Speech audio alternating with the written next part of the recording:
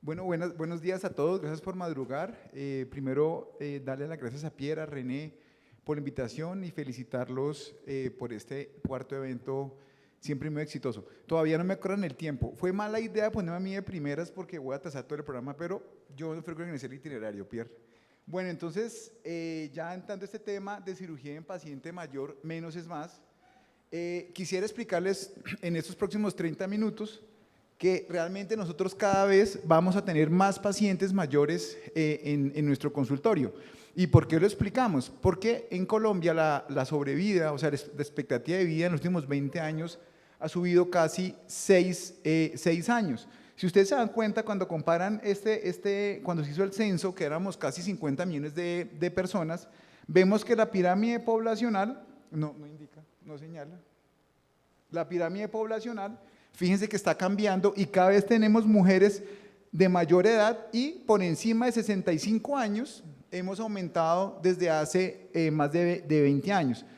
En el censo del 2010 teníamos 6.3% de la población por encima de 65 años y en el último censo del 2018 encontramos que nuestra población ya ha aumentado al 9.1 mayor de 65 años.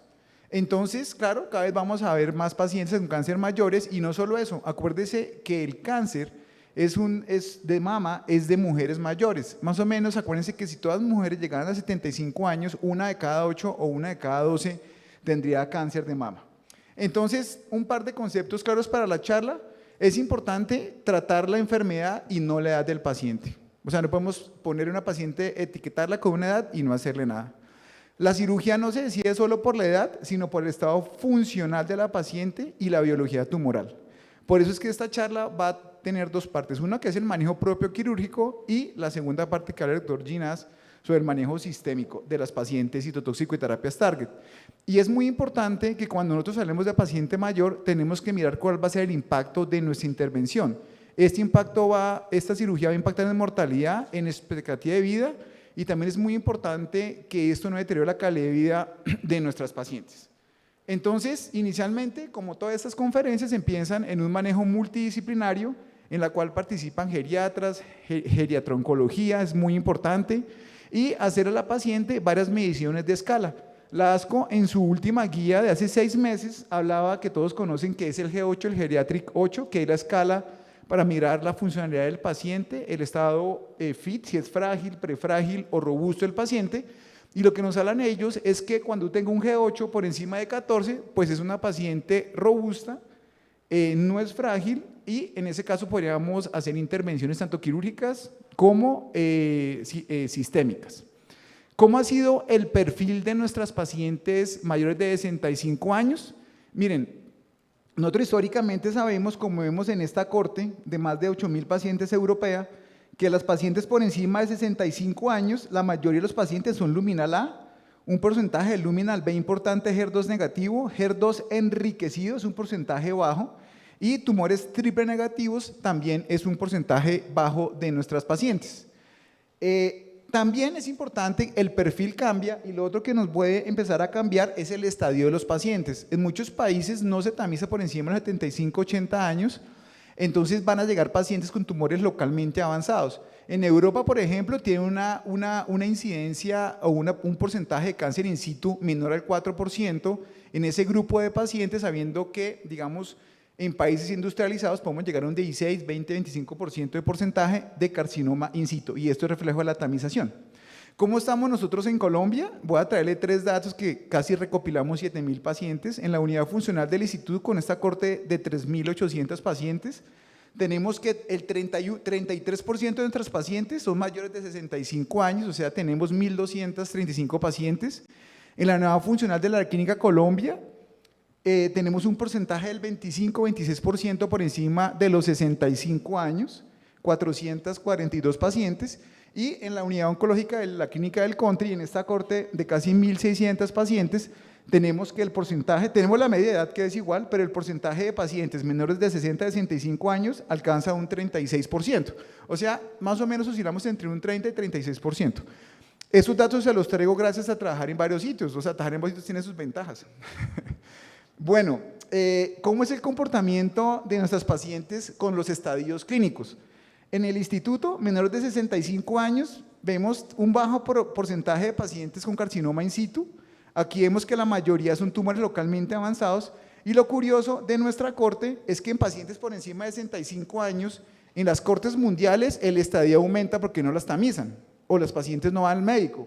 Pero nosotros en el instituto casi tenemos el mismo porcentaje in situ y siguen siendo en su gran mayoría tumores localmente avanzados. Eso quiere decir pues, que los pacientes nos están llegando, pues obviamente no hay una mala cobertura de la tamización.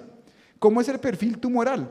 En esta corte, nosotros como en la europea hay más tumores luminales, pero en esta corte tenemos menores de 65 años, un porcentaje más alto de HER2 enriquecido, y los triple negativos, curiosamente en esta corte, son iguales en mujeres menores de 65 años que mayores de 65 años. Tenemos el 15%.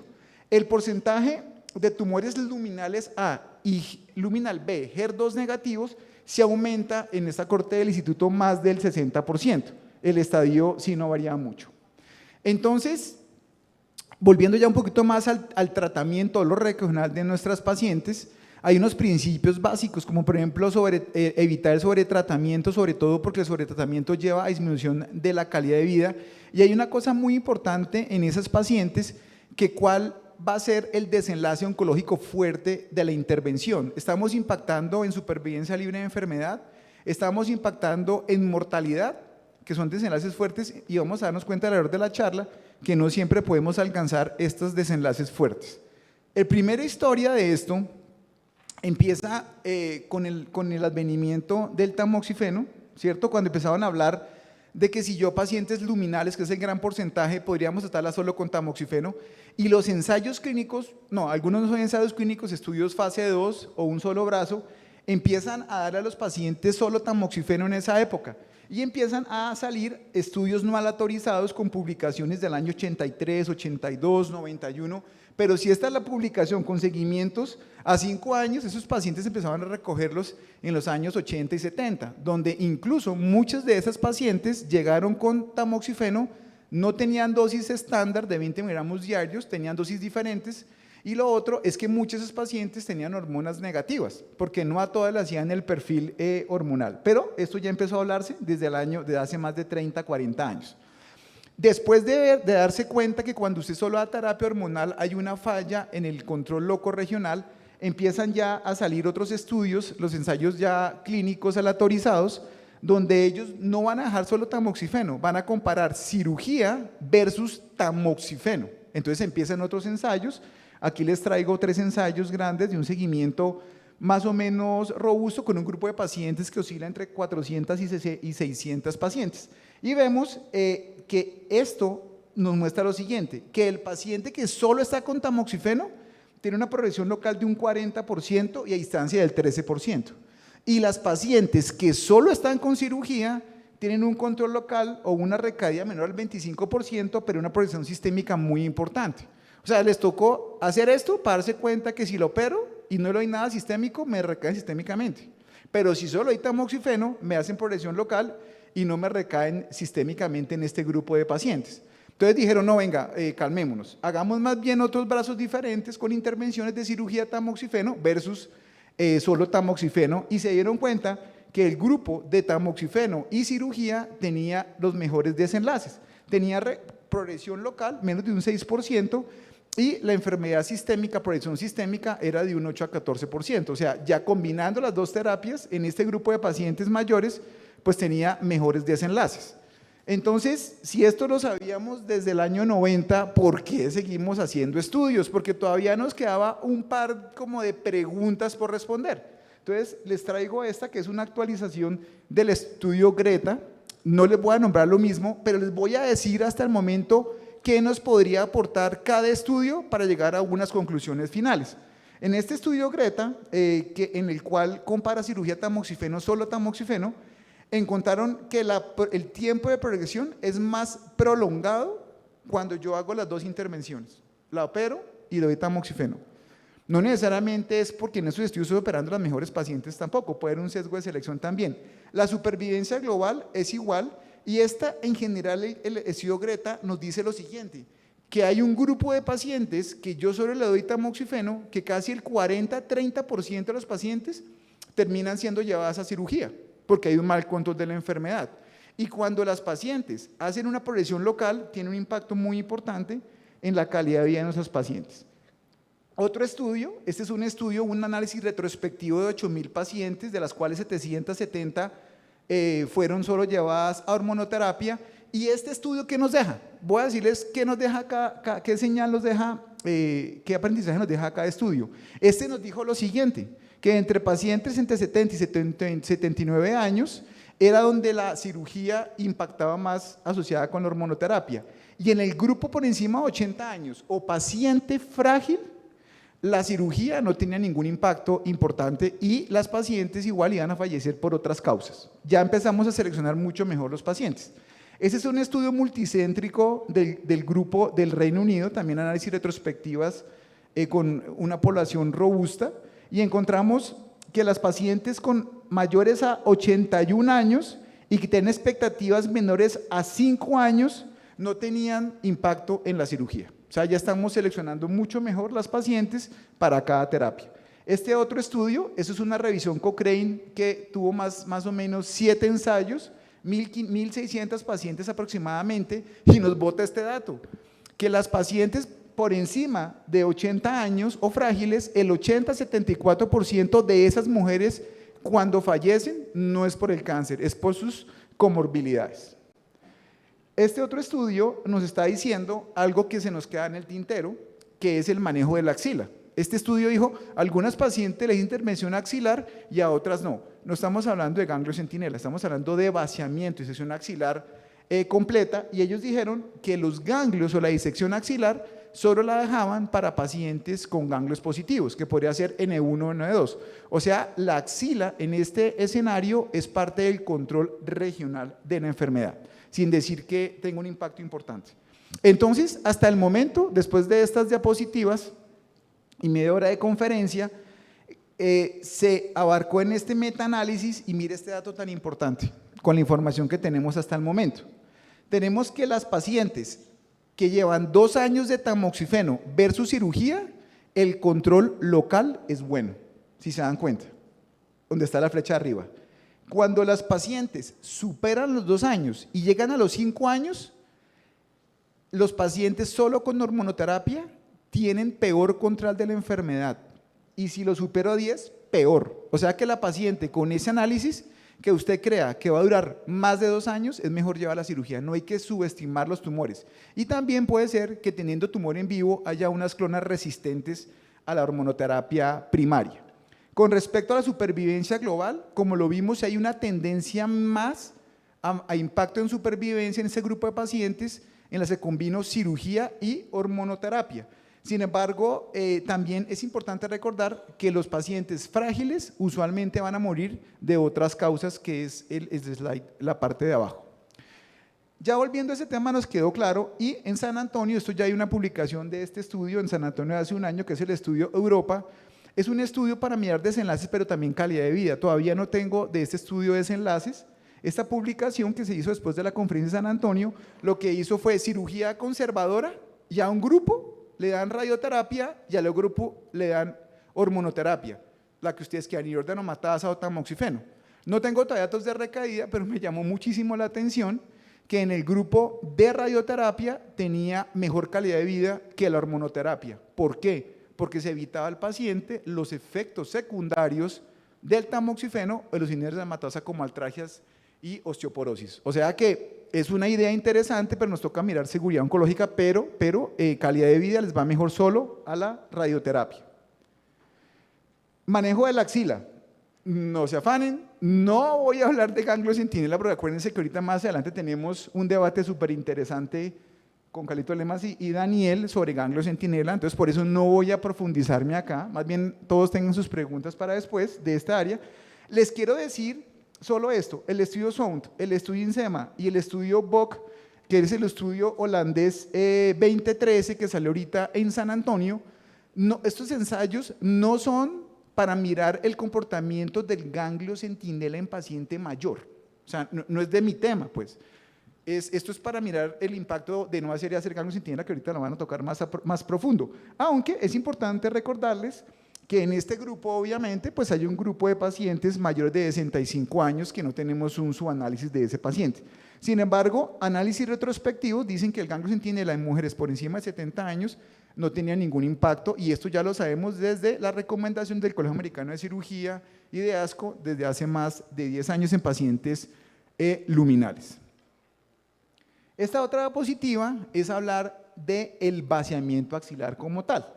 Entonces, el vaciamiento, como les dije anteriormente, en este grupo de pacientes se hace como parte del control regional de las pacientes. Sin embargo, el vaciamiento hay que tenerle mucho cuidado, porque este mensaje de estos análisis del vaciamiento en ese grupo de pacientes con ganglios positivos, no estamos hablando de la paciente con axila negativa por encima de 70 años como se hizo en el ASDP04. Esto es pacientes con ganglio, se intervienen con ganglio positivo, ¿sí? Lo único que hay que tener cuidado con esto es que las pacientes mayores que se llevan a vaciamiento axilar tienen efectos secundarios mayores que las pacientes menores.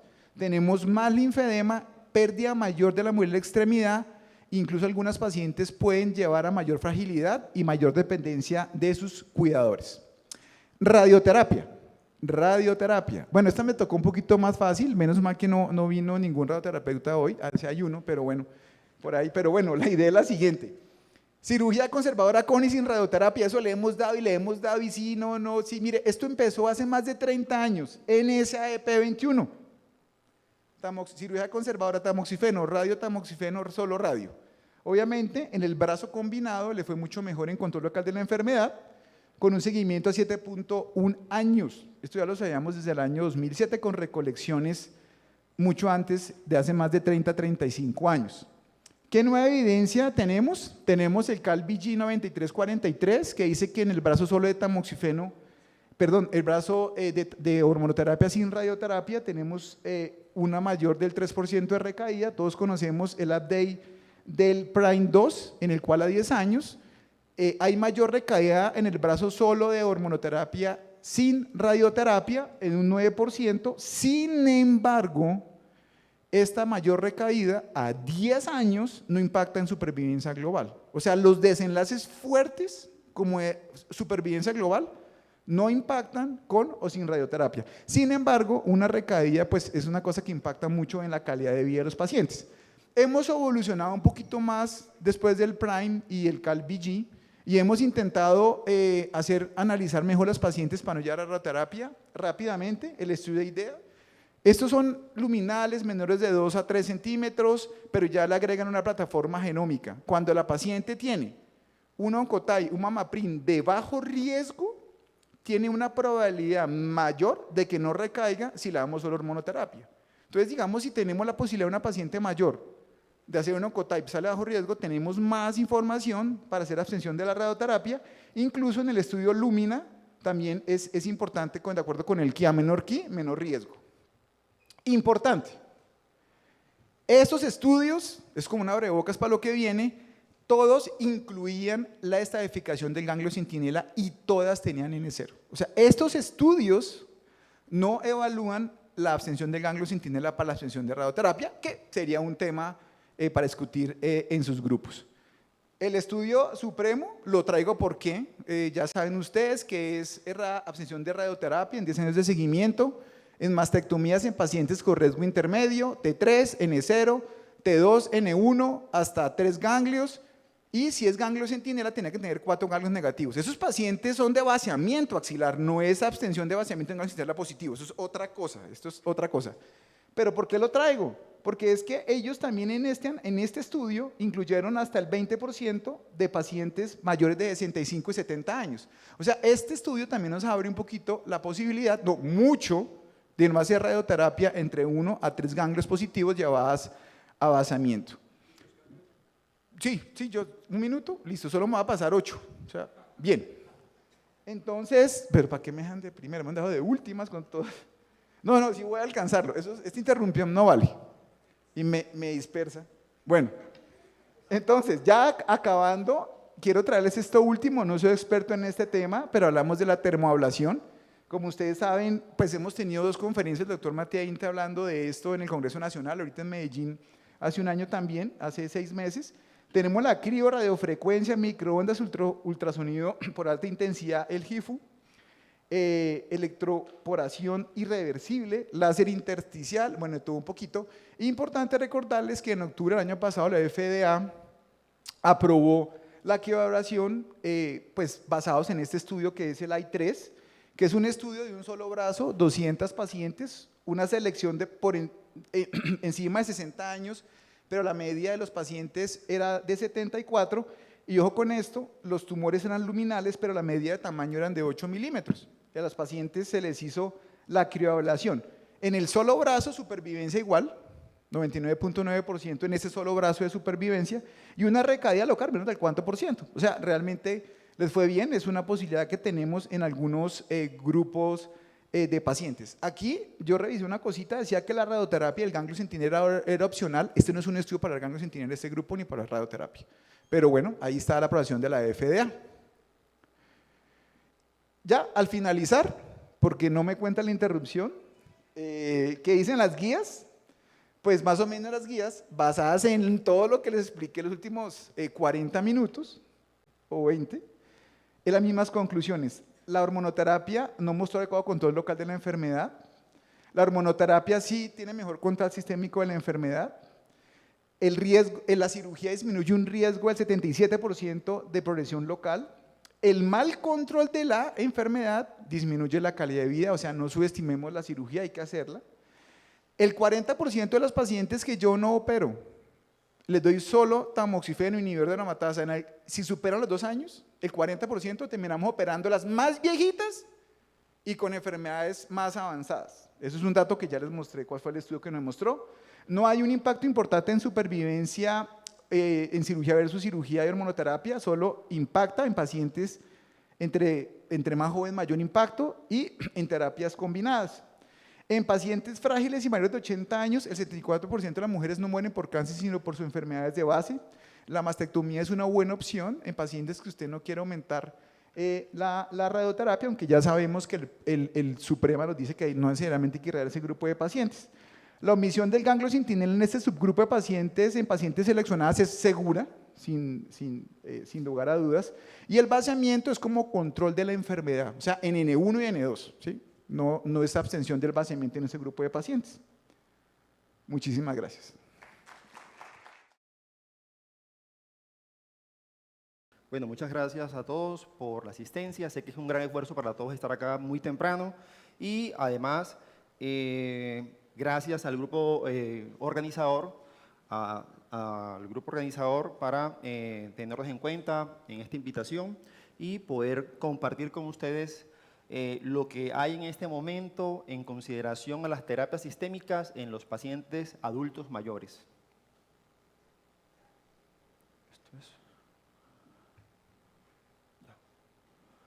Esos son mis conflictos de interés. Bueno, pero ¿por qué debemos hablar de los pacientes adultos mayores? ¿Por qué es tan importante o por qué cada vez va a ser más interesante o más importante que comprendamos ese grupo etario? Básicamente es porque el cáncer de mama es una enfermedad del envejecimiento y eso hay que tenerlo claro. Entendiendo que entre el 30 al 40% de todas las pacientes que se diagnostican de primera vez son mujeres mayores de 65 años y sobre todo el grupo que está por encima de los 75 años es un grupo de mayor crecimiento poblacional. Además, encontramos un gran reto ahí y es que hay una ausencia de representación de este subgrupo de pacientes dentro de los ensayos clínicos y muchas decisiones terapéuticas que actualmente nosotros tomamos las basamos solamente en la edad cronológica más que en la biología tumoral y más que en la funcionalidad. De esto hablaba también el doctor Luis.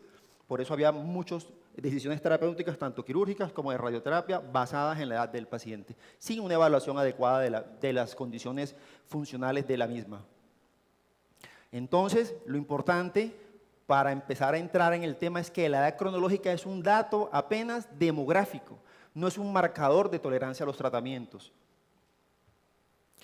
Esto solamente para recalcar cómo nuestra población ha mejorado la expectativa de vida a nivel mundial y a nivel Colombia. Estas son estadísticas del DANE, donde observamos que hasta el 78, que más o menos tenemos una expectativa de vida global de 78 años, y en las mujeres 80 años la esperanza de vida y en hombres 75 años.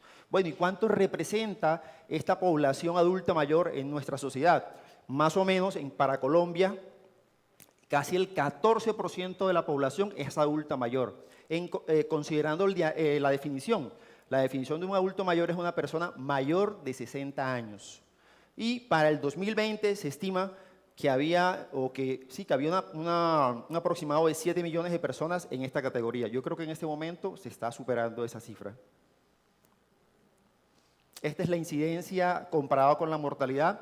Vemos que por los avances terapéuticos, en términos generales, para el cáncer de mama, la población está aumentando. Hay más diagnósticos y aunque aumente la mortalidad, siempre vamos a encontrar que por el mayor acceso de las pacientes a la población, las mejoras en las estrategias terapéuticas ya personalizadas, de acuerdo al subgrupo molecular, tenemos una población de supervivientes, por lo tanto, esto ha hecho que se aumente la prevalencia, o sea, la mayor cantidad de pacientes supervivientes. Y teniendo en cuenta que todas estas acciones que nosotros como equipo de trabajo hacemos sobre esos pacientes, ha aumentado la sobrevida de las pacientes con cáncer de mama. En un informe reciente de la cuenta alto costo, observamos que por cada más o menos 20 pacientes que tratamos, 15 pacientes después de 5 años podrían estar vivas. Y si observamos estas estadísticas publicadas recientemente en Estados Unidos, también vemos cómo ese grupo de pacientes es el que tiene la mayor probabilidad de diagnóstico de cáncer. No solamente cáncer de mama, sino de todos los tipos de cáncer.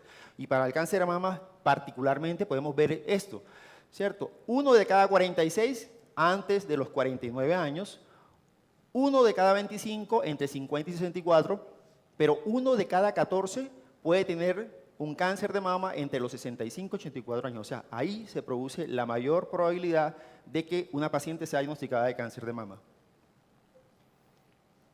Pero desafortunadamente no conocemos cuál es la representación de esas pacientes en nuestros grupos de trabajo. Con esa intención, hace unos años, con una residente de nuestro programa, hicimos un trabajo en el que básicamente un estudio retrospectivo en el que buscamos en una población de pacientes atendidas en un lapso de 2 años, del 2017 al 2018, cuántas pacientes con cáncer de mama mayores de 65 años teníamos nosotros en esa población.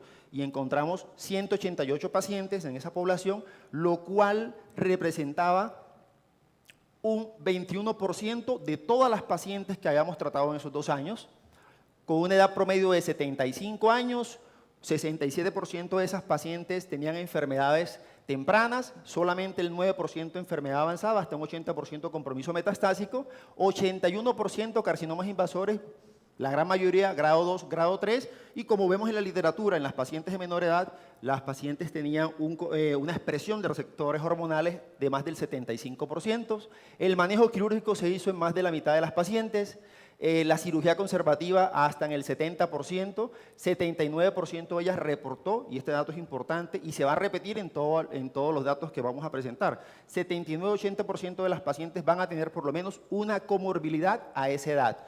22% de las pacientes se les requirieron un ajuste de la medicación y hasta el 11% rechazó los tratamientos a esta edad.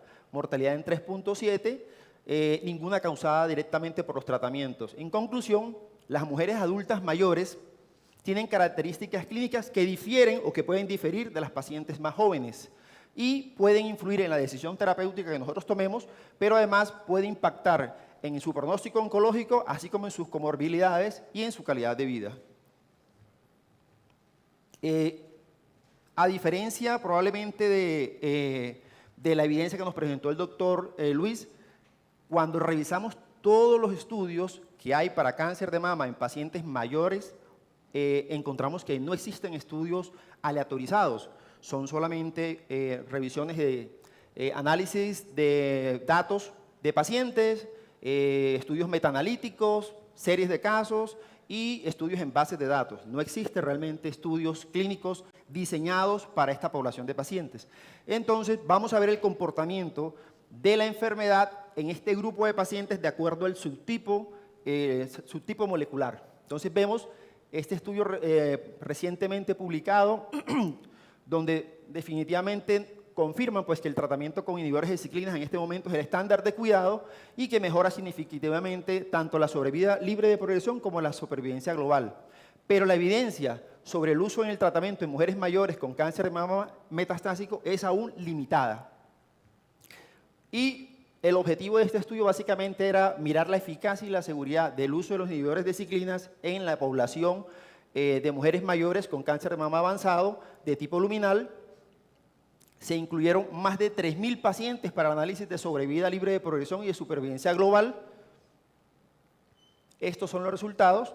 Básicamente lo que muestra el estudio que tanto las combinaciones de palbociclib y ribociclib pueden generar beneficios clínicos o impactos clínicos muy similares a lo que muestran los ensayos clínicos en cuanto a mejor sobrevida libre de progresión, mejor sobrevida global. Pero también es cierto que con respecto a la seguridad, los inhibidores de ciclinas presentan o se asocian con una incidencia relativamente más alta de eventos adversos en este grupo de pacientes, eventos adversos grado 3 o mayores, cuando se comparan con el placebo más la terapia endocrina. En conclusión, ese fue el primer análisis agrupado de todas estas pacientes mayores que demuestra los beneficios de los inhibidores de ciclina, tanto en sobrevida global como en sobrevida libre de progresión en pacientes en edad avanzada, para este caso mayores de 65 años, pero recomiendan que debemos mejorar los esfuerzos para educar a los profesionales en la evaluación adecuada del estado de salud de los pacientes mayores con cáncer a través de algunas herramientas o instrumentos que están debidamente validados en la evaluación geriátrica de esta población. Se necesitan ensayos controlados, aleatorizados, que como les dije, no existen, bien diseñados y a gran escala, dada la evidencia limitada en poblaciones de edad avanzada, que como vimos, es una población que está en crecimiento. Para el subgrupo HER2, que es un grupo de pronto de menor tamaño, también vemos exactamente lo mismo. ¿Qué tan diferente los estamos manejando nosotros? Y este es un estudio en pacientes mayores de 75 años, las cuales usualmente son excluidas de los ensayos clínicos con terapia anti-HER2. Y en este estudio ellos evaluaron el uso de la terapia anti-HER2 relacionados con la edad en la práctica clínica real en Noruega. Se hizo esto en un registro nacional, se identificaron más de 3.500 pacientes que recibieron terapia anti-HER2 en estadios tempranos. O sea, esto no es un fenómeno que ocurre solamente en edad avanzada, perdón, en estadios avanzados, sino también en estadios tempranos. Estos son los resultados. En estas gráficas lo que vemos es cómo los pacientes van disminuyendo el uso de la terapia anti-HER2 en la medida en que van aumentando en edad. Van disminuyendo también el uso de la quimioterapia, pero se mantiene el uso de la terapia endocrina, que es lo que usualmente la mayoría de nosotros hacemos en la práctica clínica. Los resultados del estudio muestran que el uso de la terapia anti-HER2 fue consistente, 83, 90% de las pacientes de menos de 75 años, pero este uso de la terapia anti-HER2 disminuye con el aumento de la edad, al 60% entre los 75 y 79 años y disminuye aún más cuando el paciente avanza en edad hasta un 8% más de 90 años. La terapia anti-HER2 neoadyuvante también disminuye con la edad, o sea, no solamente es en las estrategias de edad de estadios avanzados, sino en la terapia neoadyuvante con intención curativa, utilizándola solamente un 24% en pacientes menores de 75, pero eso disminuye a la mitad, al 12% en pacientes mayores de 75 años.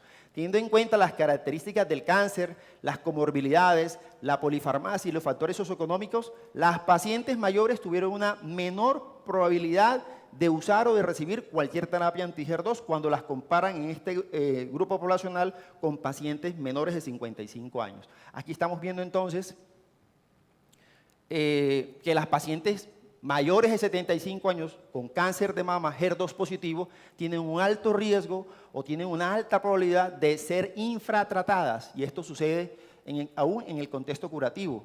¿Ya? Estamos hablando de pacientes de una corte de Noruega.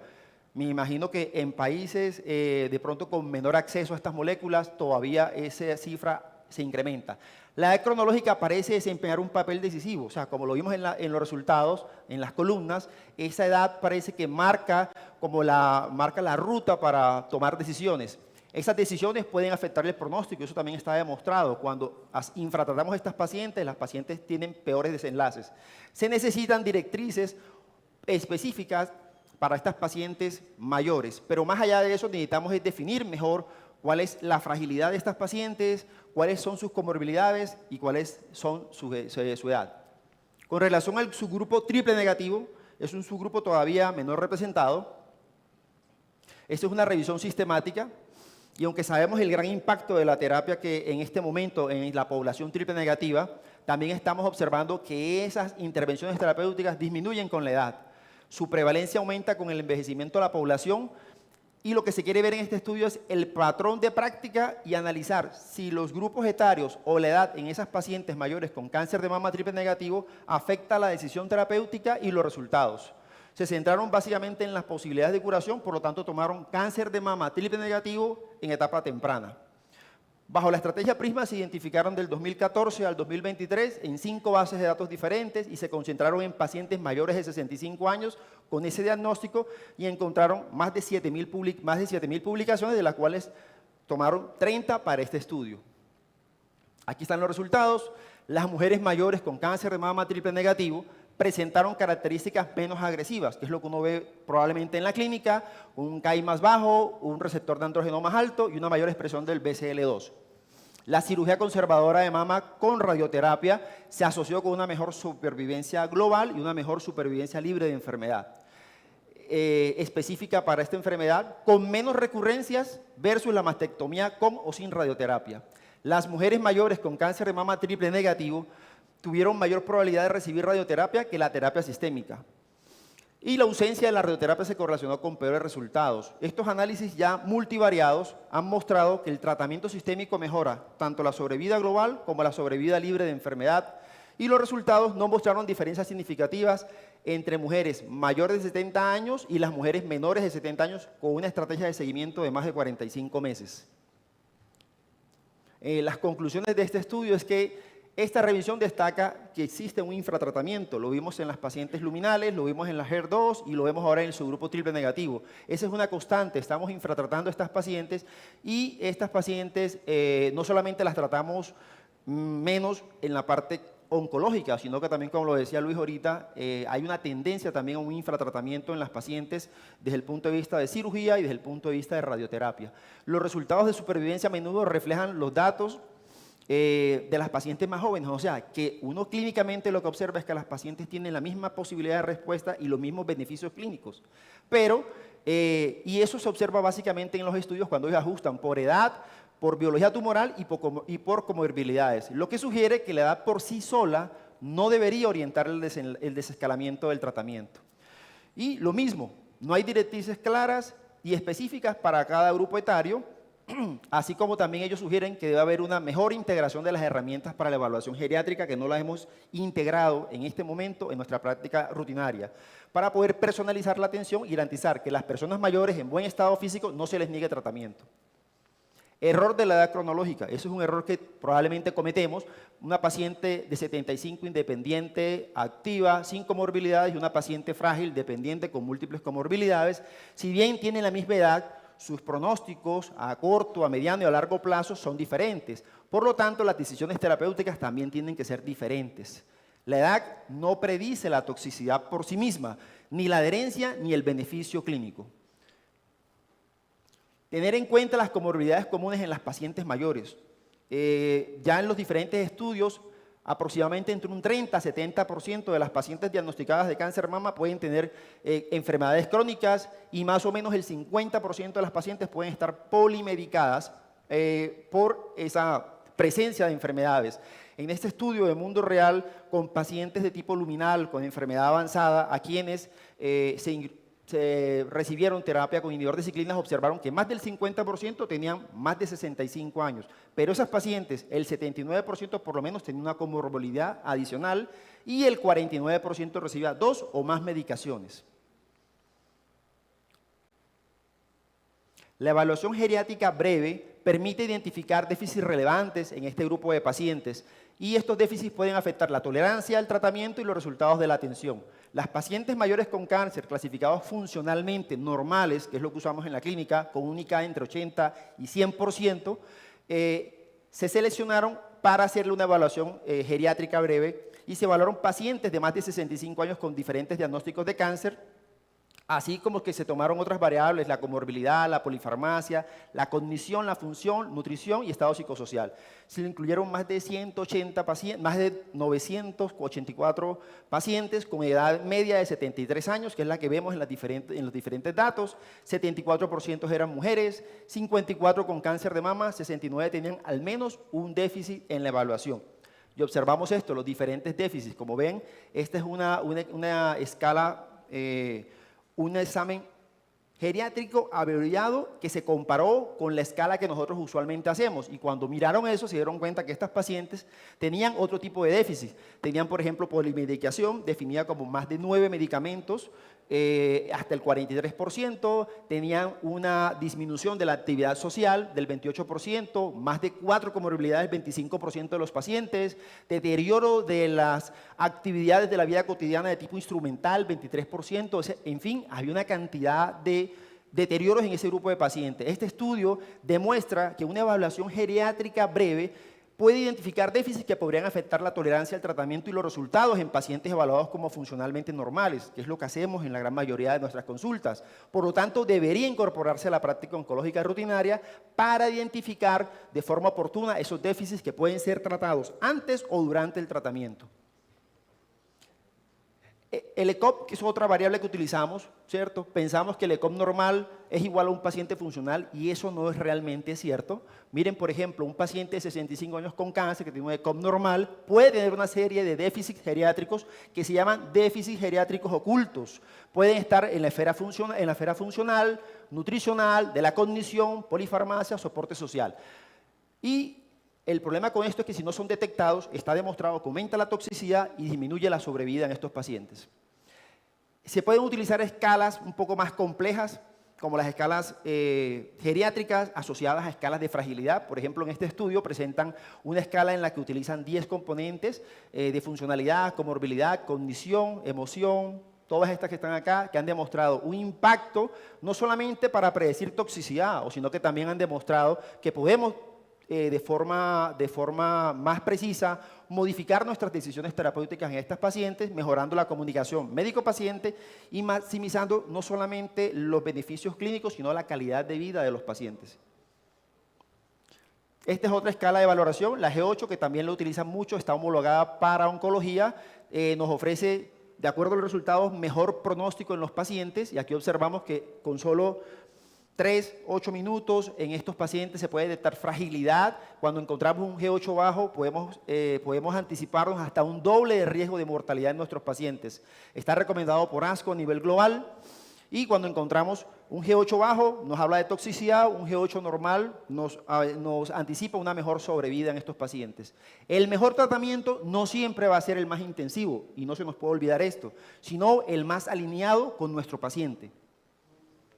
Existen diferentes herramientas en la web, herramientas como esta, hay otras herramientas que hablan de toxicidad, de la quimioterapia, de interacciones, etc.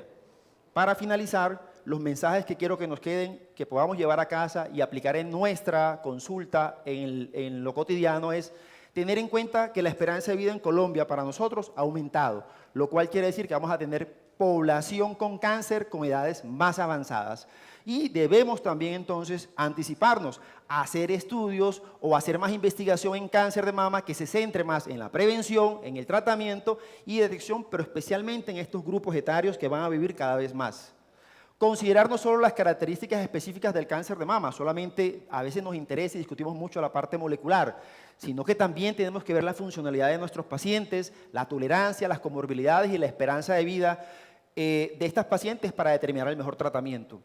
La edad ya no es un factor determinante para el manejo del cáncer de mama en las personas mayores y el infratratamiento, como lo dije anteriormente, está relacionado con la reducción de la sobrevida global. No se trata de tratar menos por ser mayores, sino de tratar mejor a cada paciente. Y terminamos con esto, en un mundo en proceso de envejecimiento, la implementación de la oncología geriátrica no es un lujo, es una necesidad y eso tenemos que verlo de esa manera. La atención oncológica guiada por principios geriátricos en este momento puede conducir a mejores resultados para los pacientes mayores con cáncer. mediante la reducción de la toxicidad y mejora de su calidad de vida. La mayoría de los pacientes no reciben esta atención debido a que existen diversos factores, como la falta de conocimiento. Yo no tenía tampoco mucho conocimiento de esto hasta que empecé a revisarlo, y más o menos hace 1 año o 2 años empezamos a revisar esto y vemos cómo está impactando en nuestra población de paciente adulto mayor. Y además hay muchas dificultades para desarrollar este tipo de evaluaciones porque el sistema de salud no brinda esta atención a esta población creciente. En regiones con recursos limitados como la nuestra, donde el envejecimiento poblacional se encuentra en aumento, la preparación para brindar atención a los pacientes mayores debería representar una prioridad, no solamente en la educación, sino en la investigación y también, más allá de eso, en las políticas sanitarias. Evaluar fragilidad no añade complejidad, evita daño y mejora resultados. Gracias.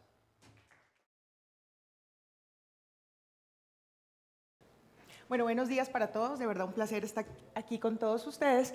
Y vamos a hablar entonces de un grupo de pacientes que son las pacientes luminales en la enfermedad localmente avanzada.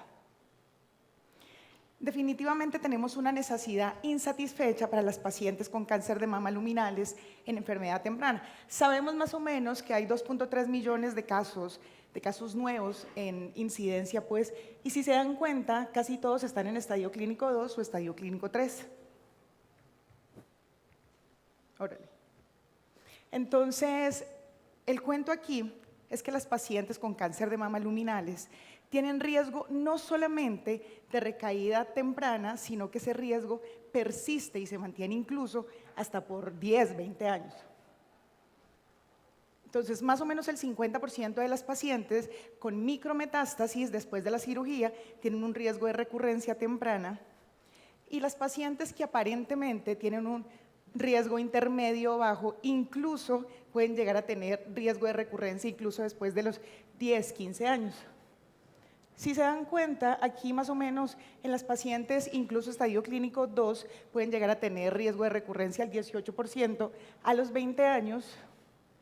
Y las pacientes, por ejemplo, estadio clínico 2, pero que tuvieran ganglios positivos, tienen riesgo incluso de recurrencia a los 20 años de un 29%.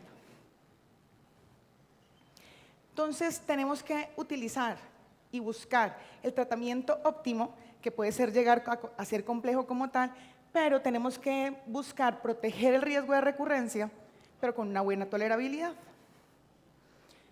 En cuanto a neoadyuvancia, yo creo que ya lo tenemos claro en relación con las pacientes triple negativas y las HER2 positivas, pero realmente con las luminales estamos como empezando a tener varias probabilidades.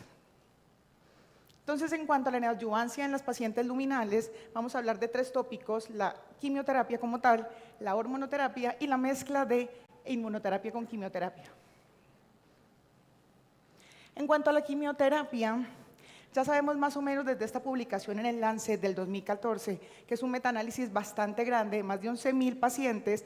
Este metaanálisis describe que a nivel individual, las pacientes que logran una respuesta patológica completa, pues tienen mejores resultados desde el punto de vista de PFS y OS.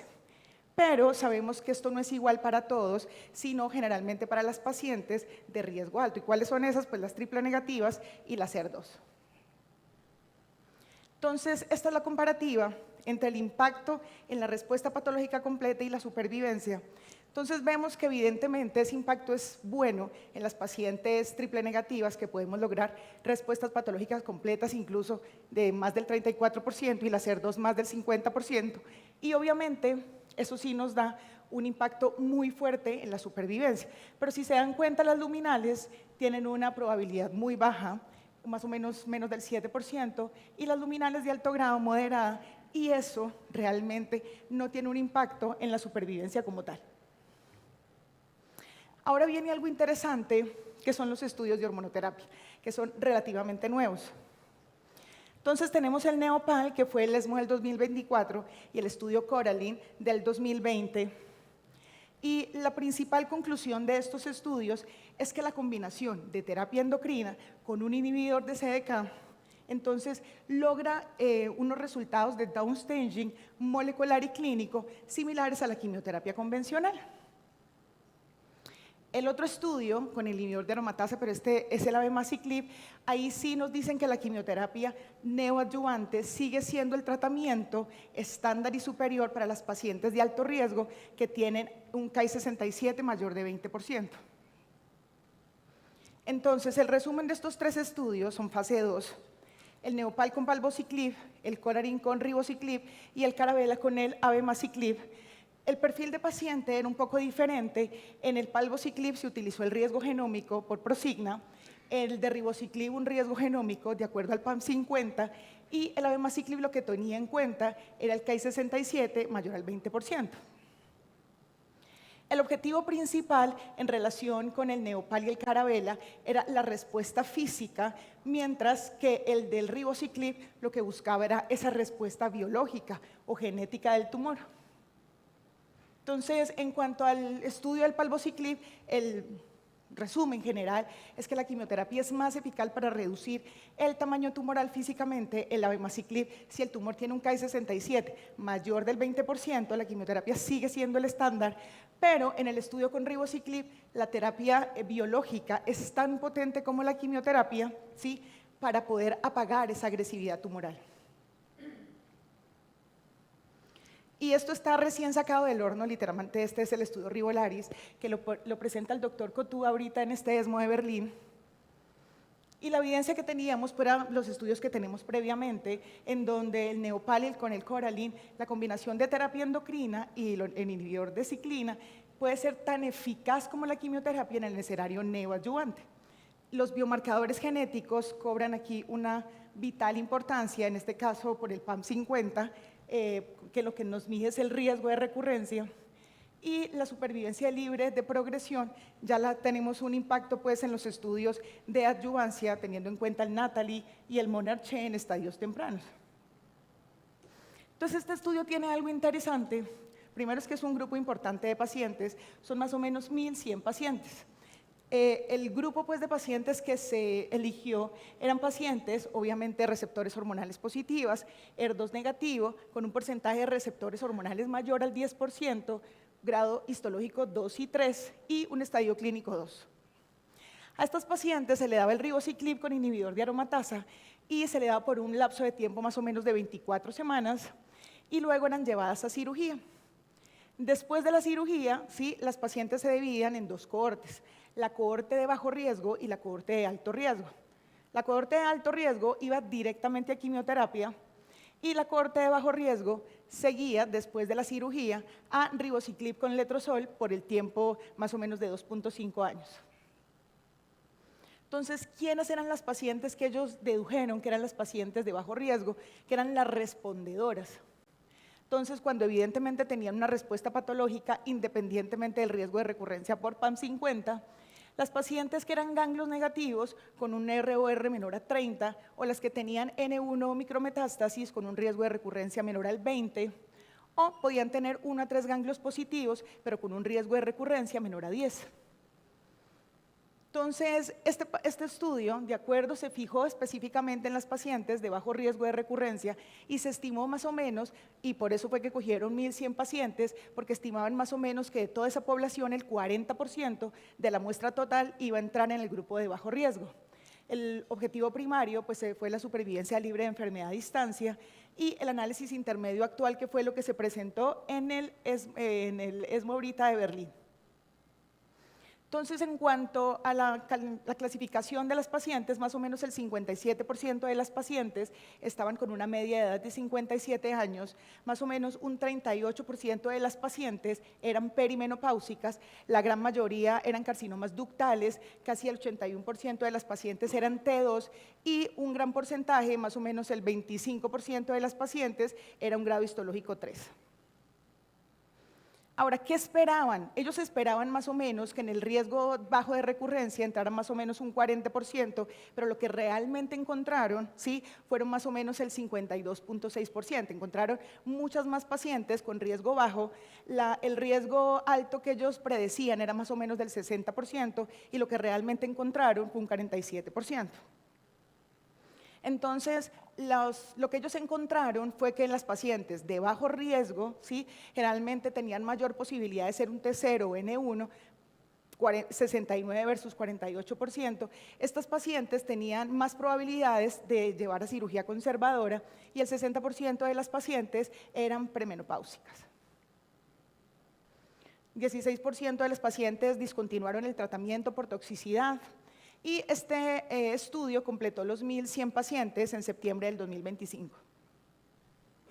De los mensajes para llevar a casa, que esto fue lo que plantearon en este ESMO Berlín, es que este estudio sugiere que un importante grupo de pacientes que tienen alto riesgo y que les doy inhibidor de ciclina con inhibidor de aromatasa pudieran lograr un riesgo bajo y evitar pues la quimioterapia. Y eso obviamente como manifiesta parte de lo que teníamos previamente en el Neopal y en el Coral. Ahora este es otro estudio que aunque fue negativo, es la comparación de bevdegestran, ¿sí?, con anastrozol. ¿Y qué es este medicamento? Es un PROTAC, es un proteolysis targeting quimera, ¿sí? Y a diferencia de las terapias hormonales, él no solo bloquea el receptor de estrógeno, sino que lo marca para que el propio cuerpo pues lo destruya y lo elimine. Sin embargo, es un estudio negativo. Este es uno de los estudios más interesantes que revisamos y es un estudio que se llama el ADAPT Cycle y se basa en una estrategia dinámica ajustada a biomarcadores en donde la estratificación inicial se hace midiendo el Ki-67 de base pues, y después de una inducción corta con terapia endocrina se veía quiénes eran las pacientes de riesgo intermedio para randomizarlas. Entonces, el objetivo de las pacientes es el riesgo intermedio, porque generalmente estas pacientes siempre suelen ir a quimioterapia. Entonces, escrinearon más o menos 5.274 pacientes, les tomaron siempre el Ki-67 de base, les hacían una inducción relativamente corta de terapia endocrina, podía ser un inhibidor de aromatasa o incluso tamoxifeno, se les volvía a medir el Ki-67, ya fuera en una nueva biopsia si la paciente iba a ser puesta pues en neoadyuvancia o después de la cirugía, y se randomizaba 3:2, en una proporción de 3:2, a las pacientes de riesgo intermedio, ¿sí?, con el ribociclib y con el inhibidor de aromatasa. Entonces, en resumen, estas pacientes, semana 0, biopsia con determinación del Ki-67. Semana 1 a 3, terapia endocrina, con tamoxifeno o inhibidor de aromatasa. Semana 4 aproximadamente, cirugía, y entonces volvían a medir el Ki-67 o las pacientes que iban a ser llevadas a neoadyuvancia, se les tomaba una nueva muestra y se dividía pues en el brazo de la quimioterapia o en el brazo del ribociclib con hormona. Ahora, ¿quiénes eran los pacientes de riesgo intermedio? Y aquí lo que se presentaron en este ESMO, fueron los resultados de las pacientes del subgrupo de neoadyuvancia. Entonces, las pacientes de riesgo intermedio eran las pacientes que tenían por Oncotype un recurrence score de 11 a 25 con un KI menor de 10, esas pacientes sí se le autorizaban, o las pacientes que tenían un recurrence score de 0 a 5 con un KI mayor al 10% y esas pacientes sí entraban en aleatorización. Las pacientes obviamente de riesgo alto pues iban directamente a la quimioterapia.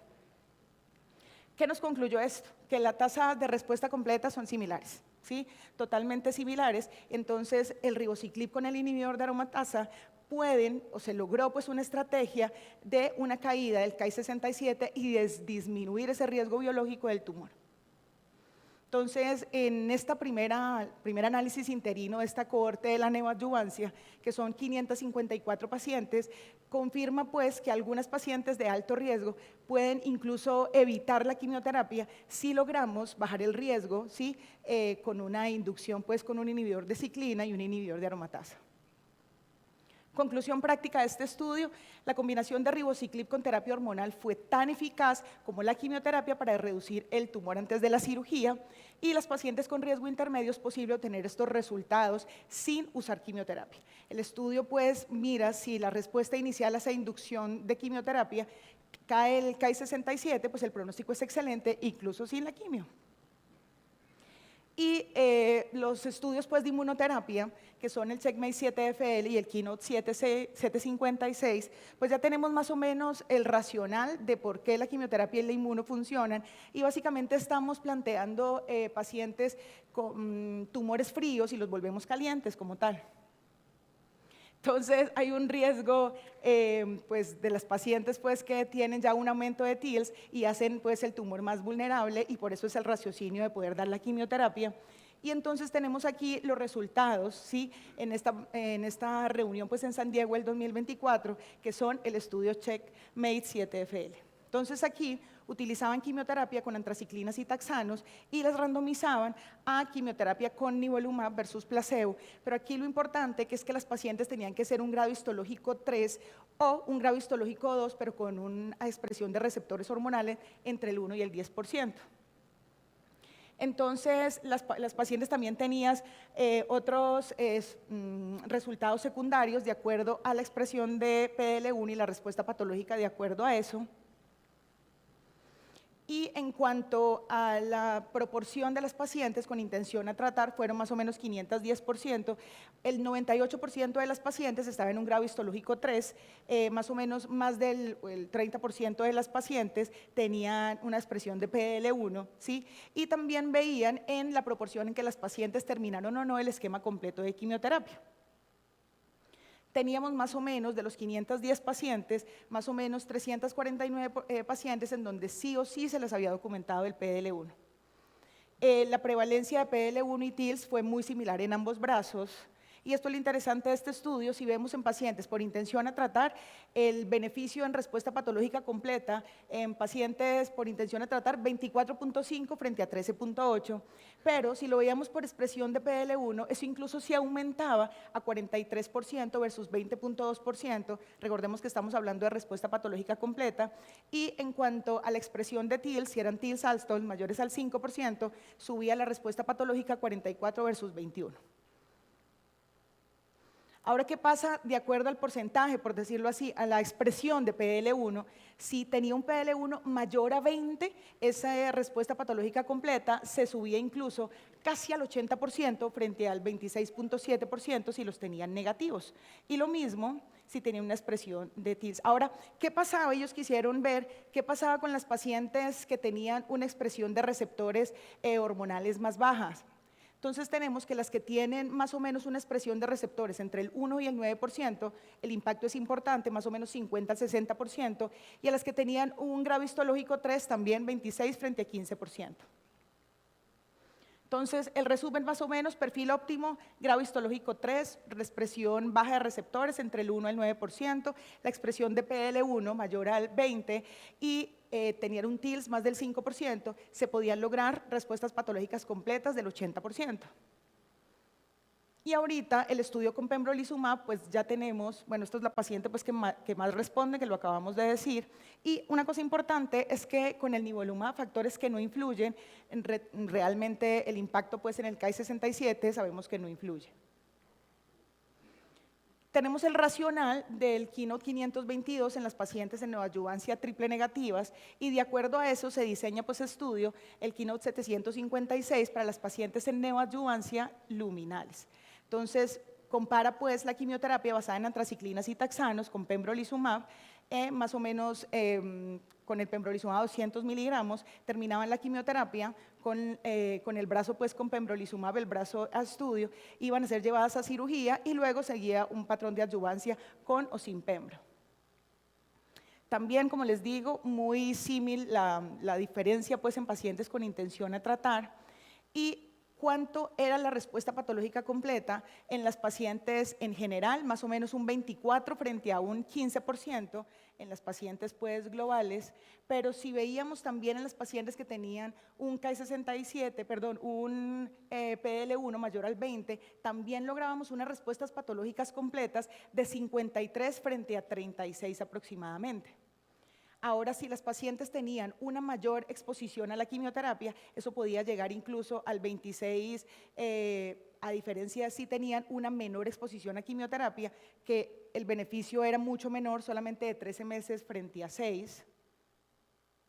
Y si lo veíamos de la respuesta en general después de la cirugía, el residuo tumoral era más o menos de 35 frente a 23.6 en el brazo con pembrolizumab. Los efectos adversos similares a los que ya conocemos en la inmunoterapia y en cuanto a resultados numéricos con el pembrolizumab, respuestas patológicas completas 24.3 frente a 15.6, el mayor beneficio casi similar al otro estudio se observa en pacientes con enfermedad con ganglios positivos, niveles más altos de expresión del PDL1, ¿sí? Y tumores con baja expresión de receptores hormonales, o sea, las luminales más malas. Entonces se observaron tasas más bajas en las pacientes que recibieron, o sea, que no recibieron el esquema de quimioterapia completo, y la seguridad y seguimiento de estas pacientes, los datos de la supervivencia libre de progresión aún no están maduros.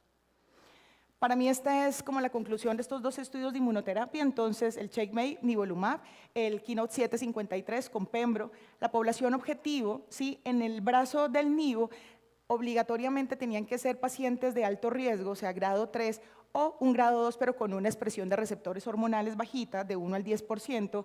Las de pembrolizumab, sí o sí el grado 3 era requerido, obligatorio antraciclinas y taxanos. En la intención a tratar, el grupo del nivo tenía 24 frente a 13, muy símil con el del pembrolizumab, 24 frente a 15.6, pero utilizaron pues dos métodos diferentes casi en la determinación del PDL1. Y en cuanto a estado de supervivencia, el del CheckMate 7FL, los datos estarán limitados porque ellos descontinuaron el estudio tempranamente para el seguimiento a largo plazo.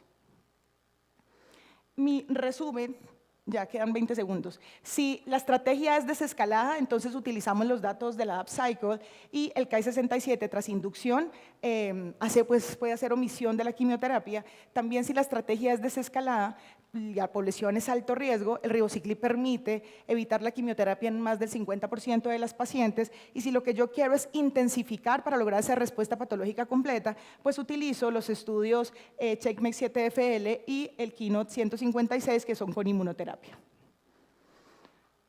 Esto es más o menos lo mismo. Entonces estamos pasando de un modelo de quimioterapia para todas, ¿sí?, a una oncología de precisión, ¿sí? Entonces inmunoterapia para las luminales de comportamiento casi triple negativo like, y lo que hacemos para las pacientes que yo lo que quiero es volverlas menos malas, ¿sí? O sea, bloqueo del ciclo celular. Entonces ahí podemos utilizar esquemas pues con hormonoterapia. Entonces, si buscamos curación de tumores agresivos y lo que buscamos es PCR, los estudios de inmuno y la seguridad para evitar la quimioterapia, o sea, ver la respuesta endocrina, ver las estrategias de la UpCycle, el Coralin o el Rivolaris. Y este es el resumen más o menos ejecutivo de todo esto. Gracias.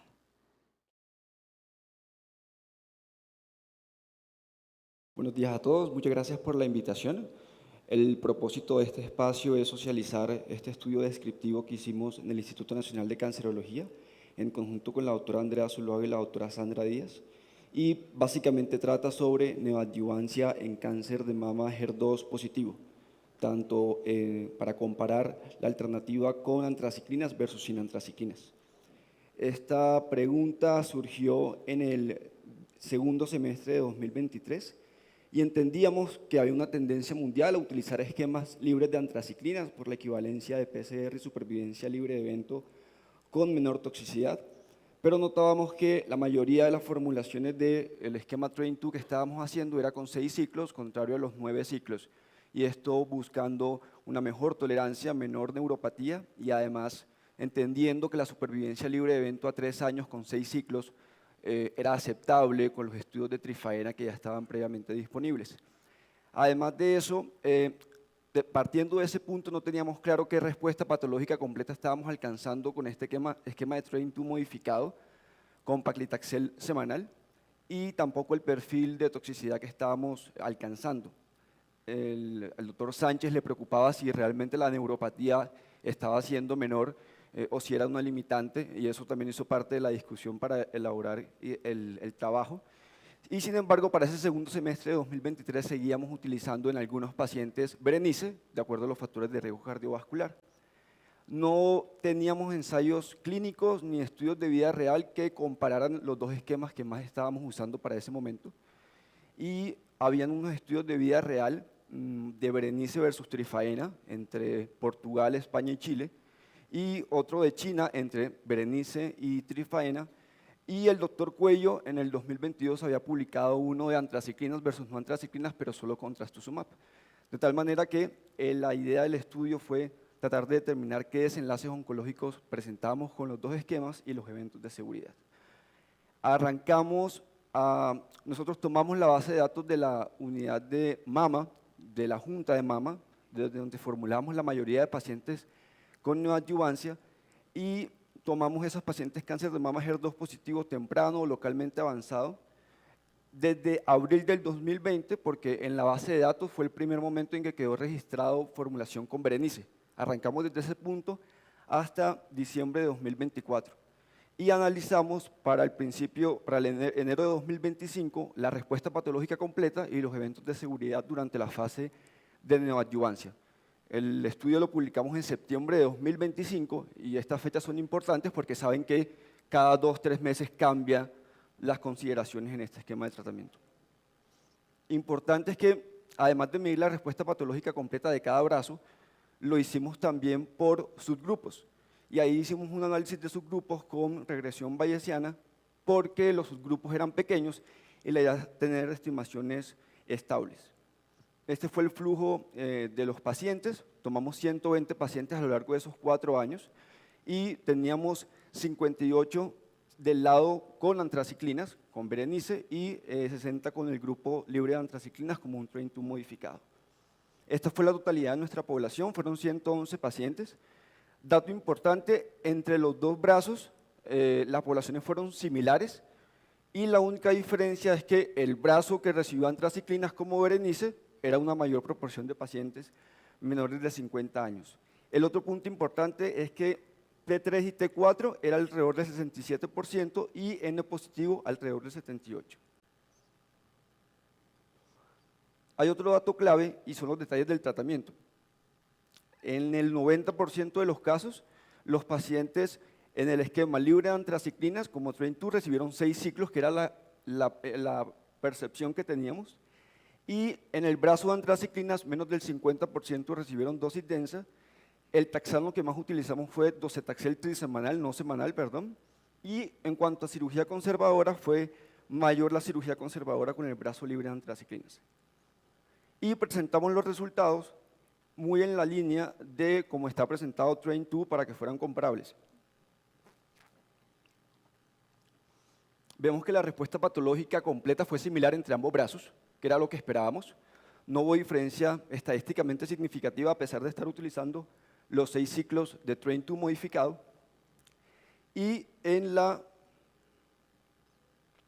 población de receptores hormonales negativos tuvimos mayor respuesta patológica completa con régimen libre de antraciclinas como un TREIN2, pero en los pacientes con receptores hormonales positivos la tendencia fue más a favor del esquema con antraciclinas. E hicimos un análisis de subgrupo, como lo hizo TREIN2 y como lo han hecho los estudios de vida real, y la única variable que nos dio estadísticamente significativa fue en N positivos. La población N positivo tuvo mayor respuesta patológica completa en esos pacientes que recibieron el esquema con antraciclinas, como Berenice. Y el otro punto importante que fueron los eventos de seguridad, tuvimos unos datos similares en interrupción y en suspensión de la terapia. Hubo 2 casos de muerte en el brazo con antraciclinas, uno por infarto agudo de miocardio con elevación del ST en un paciente con factores de riesgo cardiovascular, y la otra en contexto de una falla cardíaca sintomática, pero una paciente que venía con declinación funcional por comorbilidades y con disentimiento de traslado a UCI y medidas invasivas. En cuanto a los descensos de la fracción de eyección asintomático, fue 9.8 en nuestro brazo con antraciclinas. En Berenice era alrededor de 6.5, pero nos dimos cuenta que en Berenice ellos siempre hacían una segunda prueba confirmatoria después de que salía una gamografía alterada. Nosotros no siempre teníamos de manera oportuna el ecocardiograma y creemos que eso nos dio una mayor tasa de eventos de descensos de fracción de eyección. Y en cuanto a los eventos de neuropatía, con los 6 ciclos, teníamos una neuropatía grado 2 o grado 3 alrededor del 23%. Esos fueron los datos que tuvimos e intentamos en la discusión resolver las preguntas que motivaron el trabajo. En la discusión estábamos tratando de analizar si en nuestro brazo sin antraciclinas como un TREIN2 modificado, qué tan diferente eran 6 ciclos versus 9. La parte superior de TSBHB es nuestro brazo sin antraciclinas con 6 ciclos y la respuesta patológica completa fue de 60.4, casi 7 menos que los 9 ciclos de TREIN2. Y eso pues lo atribuíamos a utilizar menos número de ciclos y nos preocupaba el umbral, la diferencia, perdón, en los receptores de estrógenos negativos, que casi era de 10% entre 6 y 9 ciclos con respecto al esquema. pero buscamos los datos de los pivotales de 6 ciclos y tuvimos números similares. Trifaena muestra una respuesta patológica completa con docetaxel trisemanal de 63.7. Y nos fuimos al estudio Christine, que es un estudio negativo con TDM1, que tenía los datos para compararlos con los de nosotros. Y miren que los números son similares. Entonces, en nuestro brazo sin antraciclinas por 6 ciclos, con paclitaxel semanal, estábamos obteniendo resultados similares a docetaxel trisemanal. Hay otro punto importante y son las diferencias en las características de la población. Y eso va a ser importante para ir comparando todos estos nuevos ensayos clínicos que salen de neoadyuvancia en HER2, porque la proporción de T3, T4, N positivo suele ser pequeña. Y como lo decía el doctor Guzmán temprano, en nuestra población tenemos más T3, T4 y más N positivo. Y eso lo vimos nuevamente con nuestro brazo con antraciclinas, simulando el Berenice. Miren que la respuesta patológica completa respecto al estudio pivotal fue similar, 58-61, pero nuevamente teníamos una brecha grande en los receptores hormonales negativos y nos preocupaba que con nuestro Berenice nos diera una respuesta patológica completa de 62% y en el estudio pivotal fuera 81%. El doctor Contreras estaba preocupado porque la tasa de dosis densa fue menor al 50% para el brazo de antraciclinas y creíamos que eso podía estar contribuyendo, pero afortunadamente, nuevamente analizamos la parte de la población y miren que los T3, T4 del Berenice son 21% y los N positivos son 55%. Y en nuestro brazo de antraciclinas, nuestros 3 T3, T4 y N positivos eran alrededor del 80%. No me creían,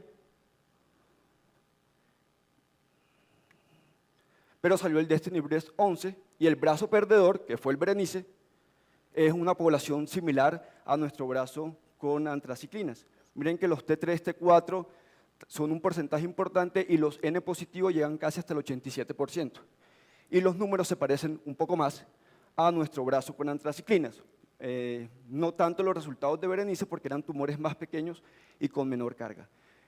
Y una de las primeras consideraciones es que estábamos alcanzando datos de respuesta patológica similares a los estudios pivotales, con características de poblaciones similares. Y volvimos a la pregunta si el estatus de receptor de estrógenos, los T3, T4, el estatus de componente ganglionar, era determinante para la respuesta patológica completa. Intentamos revisar la evidencia disponible, pero en TRAIN2 no había diferencia, por ejemplo. Y en el estudio de vida real, que nos basamos un poco para hacer la construcción de todo el estudio, que fue un estudio entre Berenice y Trifaena en vida real, Chile, Portugal, España, con 350 pacientes, contrario a lo que ellos esperaban, les dio más respuesta patológica completa en los ganglios positivos en esquema libre de antraciclinas, contrario a lo que ellos esperaban por la consideración de esto ser un grupo de mayor riesgo. Y como mencionaba, después de hacer este análisis, revisamos los consensos. En el St. Gallen de 2021 se preguntaba al panel qué hacían en N positivo y en N negativo. Y en N positivo la mayoría de panelistas votaban por un esquema con antraciclinas. Pero en el último, en la información que está disponible, ya no se pregunta qué hace uno en N0 o N+, sino qué esquema dan en estadio 2 y estadio 3. La mayoría del panel de expertos votó por un esquema libre de antraciclina basado en los 6 ciclos, pero los votos de la audiencia siguen repartidos, 2025. Gana ligeramente el esquema sin antraciclinas, pero aún hay pacientes aún hay oncólogos que formulan el esquema con antraciclinas.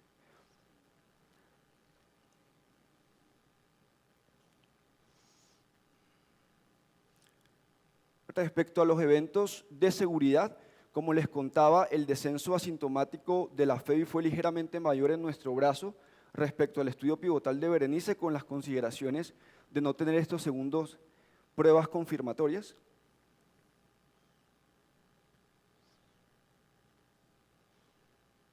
Y quiero mostrarles la neuropatía, que con los 6 ciclos fue alrededor del 25%, grado 2 o 3, y que en TRAIN2 era alrededor del 30%.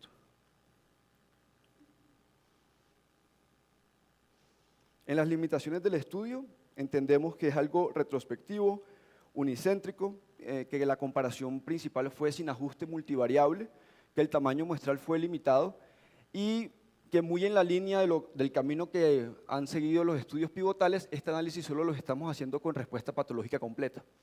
Y faltaría la información de la supervivencia libre de evento para intentar darle más robustez a los resultados, pero no deja de ser importante para nosotros que con nuestro análisis multivariable hubiésemos identificado justamente la población de alto riesgo, que son los N positivos, como un eventual beneficio de uso aún de las antraciclinas. En las conclusiones, tuvimos una respuesta patológica similar, utilizando 6 ciclos de Train-2 versus el esquema de Berenice. Además, esto sé que no es políticamente muy aceptado, porque estamos en plan de estrategia de desescalonamiento de terapia, pero nos preguntábamos si, dado que teníamos menos respuesta patológica completa que el Train-2 con los 9 ciclos, si una paciente con 6 ciclos está tolerando bien el tratamiento, vale la pena continuar y apuntar a los 9 ciclos para tener una mayor respuesta patológica completa. Ya sabemos que esta discusión lleva años y que los datos de supervivencia libre de eventos son los que terminan desempatando esto. Y probablemente aún sigue siendo importante tener claro a estos pacientes de alto riesgo, particularmente los N positivos, para discutir el beneficio eventual de uso de antraciclinas, claramente teniendo en cuenta los antecedentes cardiovasculares. Y nosotros entendemos que esta pregunta de con antraciclinas o sin antraciclinas no es nueva, lleva más de 15 años. Entendemos que ahorita la discusión está apuntando a desescalonamiento, a ajuste de duración por respuesta, por biomarcadores. Esta semana salió el Neocar por fin que dice que ahora es libre de carboplatino, pero la particularidad es que el estatus de receptor de estrógenos, el T3, T4, el componente ganglionar, creemos que va a seguir siendo importante para la toma de decisiones. Y mientras se da la introducción del trastuzumab, creemos que esta población de alto riesgo vale la pena seguir discutiendo o no el uso de antraciclinas. Y mañana van a desempatar esto con la doctora Mariana, que va a contarnos si ella cree que sigue teniendo sentido utilizar las antraciclinas en este escenario. Muchas gracias. Bueno, buenos días a todos y ya está la charla última del primer bloque para disfrutar el break con tranquilidad y trataré de ser pues lo más claro en esta charla, que es, la idea es que cuando se organizó el tema, pues era ver qué tipo de plataformas genómicas, cómo se comportan en algunas poblaciones especiales que nunca hemos tenido, pues que tenemos en cuenta prácticamente en la vida diaria, y pues la idea de esto es ver qué tiene la literatura para nosotros en este momento.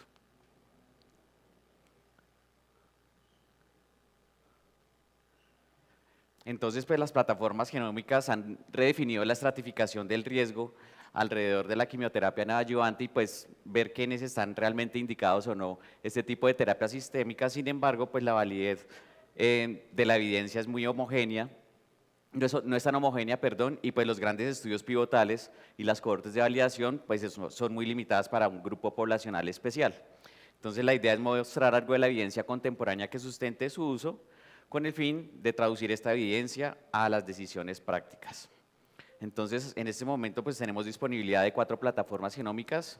En Colombia tenemos, pues todos conocemos Oncotype DX, MammaPrint, EndoPredict y Prosigna, y en Colombia pues lo más práctico que hacemos frecuentemente, las mayores plataformas que usamos pues Oncotype, en donde tiene una excelente valoración del riesgo temprano, MammaPrint para desescalar a aquellas pacientes que tienen un riesgo alto genómico, y EndoPredict y Prosigna no usualmente usadas en nuestra práctica y que predicen un riesgo tardío en este grupo poblacional. En las guías de NCCN, pues las 4 plataformas son pronósticas y la predictiva para NCCN sigue siendo Oncotype para definir aquellas pacientes que se beneficien de la quimioterapia. Vamos a hablar de estas 6 poblaciones especiales, las por raza o por etnia, aquellas mujeres mayores de 70 años, las poblaciones con mutaciones germinales BRCA, hombres, subtipos especiales y en recaídas locales. Entonces, por etnia, este estudio se llama el Post-R-Responder, que es un estudio poblacional de más o menos 500.000 pacientes, con estadios clínicos 1, 2 y 3, tratadas con cirugía hormonal sensible HER2 negativo, y la idea era evaluar cómo es el riesgo genómico en este tipo de pacientes, cómo se comporta en una cohorte de 504.000 pacientes, con una distribución racial en la cual la representación para las hispanas fue de 5.4 y de las mujeres afroamericanas del 8.1%. ¿Qué nos dice este estudio? Comprueba que las mujeres, comparando entre 2010 y 2022, las plataformas, los puntos claros que son 2019 que salió de Responder, pues nos muestra que las estrategias de usar plataformas genómicas, en el caso de TaylorX, en el estudio TaylorX de Oncotype, pues hay un desescalamiento terapéutico. Y el otro impacto es que aquellas mujeres, después de 2019, que tienen un ganglio positivo, premenopáusicas, usan este tipo de plataformas genómicas, pues ve el impacto del beneficio de aumentar la terapia sistémica después de 2022. En posmenopáusicas sigue siendo que las plataformas genómicas nos ayudan a desescalar el tratamiento, tanto en mujeres posmenopáusicas con ganglio positivo y ganglio negativo. Ahora, para hablar del grupo por razas, las mujeres afrodescendientes, este estudio nos demuestra que las mujeres afrodescendientes tienen una menor posibilidad de recibir quimioterapia y pues casi un 16% no tuvieron la posibilidad de recibir terapia sistémica cuando estaba indicada, tanto en riesgo genómico alto como en aquellas con riesgo genómico bajo. En la representación de las mujeres hispanas, el comportamiento biológico fue muy similar a las mujeres de raza blanca no hispánicas.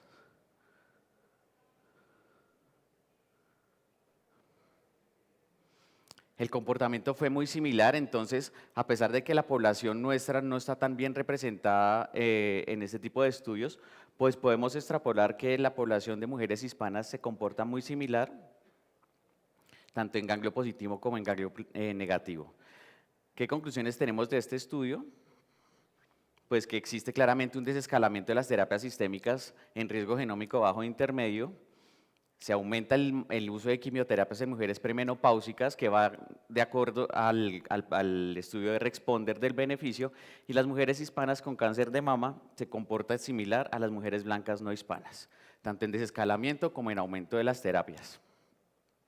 A continuación vamos a ver otros estudios en los cuales muestran que las mujeres afrodescendientes quisieron evaluar en esa población cómo era la mortalidad específica de cáncer alrededor de mujeres afrodescendientes o hispanas con respecto al Recurrence Score, y se dieron cuenta en este estudio pues, que las mujeres negras tienden a tener mucha más probabilidad de tener un puntaje de Recurrence Score muy alto, y algo que llama fuertemente la atención es que en este grupo poblacional, que son mujeres afrodescendientes, a pesar de tener Recurrence Score muy bajos, tienen una mortalidad muchísimo mayor con respecto a la otra población. Entonces, este es un dato no despreciable para nada, porque claramente este grupo racial tiende a tener una mortalidad mayor a pesar del Recurrence Score, y es algo que tenemos que replantear a la hora de evaluar este tipo de población en nuestra práctica clínica. No existe un poder discriminativo de acuerdo al CE-Index,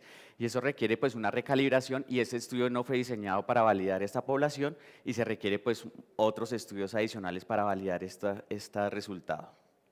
Por lo tanto, en este grupo poblacional, más allá del riesgo del Recurrence Score, tenemos que hablar del riesgo del juicio clínico con estas pacientes. Otros dos estudios que menciono es que claramente esta población negra pues tiene muchas más desventajas desde el punto de vista socioeconómico, en el estatus, en la localización urbana, y este estudio de la derecha pues, nos describe que tienen una peor supervivencia global, y que las mujeres hispanas representadas en estos grupos, que ustedes, los grupos poblacionales son de un número muy importante, pues las hispanas se comportan muy similar al grupo de supervivencia global con respecto a las blancas no hispanas. Este estudio, para hablar de otra plataforma que es el MamaPrint, pues era para describir cómo era el comportamiento de esos riesgos genómicos altos y bajos con respecto a la etnicidad, y pues el MamaPrint tiende a evaluar mucho mejor, pues evalúa muy bien estos riesgos en estos grupos poblacionales y que no hay diferencias en supervivencias cuando lo hacemos un análisis por subgrupos, por etnia o por raza. Entonces, pues, tienen una mayor probabilidad de tener mayor riesgo este grupo de mujeres afrodescendientes e hispanas, y que una vez estratificadas no va a cambiar ni altera y pues tiene una buena correlación para la supervivencia global. En una población con mutaciones genéticas, entendemos que este grupo poblacional no está muy bien representado en los estudios grandes, pero pues este menciona cómo correlacionó mujeres que tenían una mutación genética BRCA con respecto a una población general sin la mutación, y la distribución por riesgo genómico muestra que las mujeres con mutación genética tienden a tener un recurrence score más alto, como vemos hacia el lado derecho, y que esto pues claramente no se va a correlacionar con respecto al pronóstico per se, porque muestra que la biología de una mutación es más proliferativo y tienden a ser un componente más agresivo, y las mujeres con BRCA mutado pues tienden a tener un recurrence score 3 veces mayor a la población general. Y fíjense, por ejemplo, que el recurrence medio en una mujer BRCA es más o menos 29 comparado a un 16, que es el de la población general. Entonces eso es muy importante, porque definir una quimioterapia en ese grupo poblacional puede estar sesgado por la biología per se de la mutación genética, y pues es entendible que el perfil genómico biológico de la mutación BRCA pues es distinto y tiende a haber un recurrence score mayor. Entonces, algo muy importante de este estudio nos dice es que aquellas mujeres que tenían un recurrence score bajo intermedio con mutación BRCA y tienen una muy buena respuesta a quimioterapia, puede sugerir un valor pronóstico y predictivo en este grupo poblacional. Y pues tendríamos que tener pues un estudio mucho más robusto para permitir determinar este resultado. La limitación es que no permite concluir con fuerza si el Oncotype predice efectivamente ese beneficio de quimio igual a las BRCA mutados que las no, y más bien genera una hipótesis de estudio. Entonces, como conclusión, pues el Oncotype tiende a ser con un recurrence score más alto en esta población, y pues refleja claramente la mayor proliferación inherente a la mutación per se. Este es una revisión sistemática en la que muestra, similar a lo anterior, que tienen un recurrence score medio mucho más alto, y en una diferencia media ponderada va a oscilar 6-7 puntos, que es un porcentaje que hace que uno fácilmente pueda considerar de entrada un manejo con terapia sistémica. Y al subclasificar los BRCA1 y 2, pues los BRCA1 tienden a ser pues mucho más altos los recurrence score y pues por mayor expresión de genes de proliferación, y el BRCA2, el perfil es más de perfil luminal clásico. La conclusión de este estudio es que pues puede reflejar la agresividad del tumor intrínseca y no necesariamente un beneficio de la quimioterapia. Existe un riesgo de sobretratamiento, entonces ya con la disponibilidad de nuevas terapias como los inhibidores del PARP, pues puede ser que no requiera claramente la quimioterapia y pueda tener más terapias alternativas, como por ejemplo la PARIP.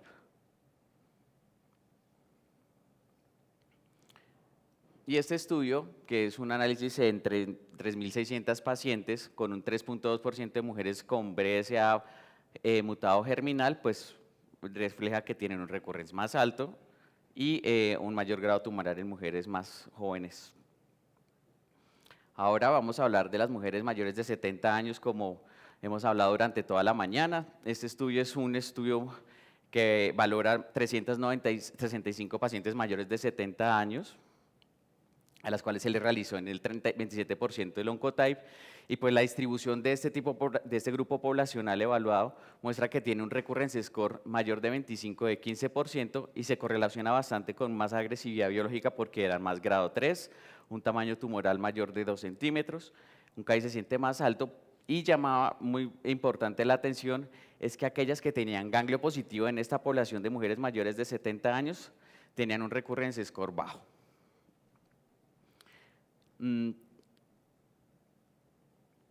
Lo otro era que, lo que hemos mencionado anteriormente, la evaluación por oncología geriátrica es muy importante, y solamente en el 64% de esta población fue evaluada. Las supervivencias libres de enfermedad invasiva no fue alcanzada en el recurrence score menor de 25, y en las de mayor de 25 una mediana de 49 meses, y en supervivencia global fue muy similar en ambos grupos, con una mediana de 47 meses. Y las muertes en recurrence score mayor de 25, pues hubo 4 muertes asociadas por progresión o por metástasis cerebral o carcinomatosis meningia. De este estudio también podemos mencionar que el tratamiento endocrino, muchas veces las pacientes tienden a tener mucha menor adherencia y cuando tienen un recurrence score más de 25, tiende a haber una menor adherencia en el grupo de 28% de los casos o toxicidad en el 15%, y eso es importante porque este grupo poblacional tiende a tener es muy llevado a la polifarmacia por todas las características per se.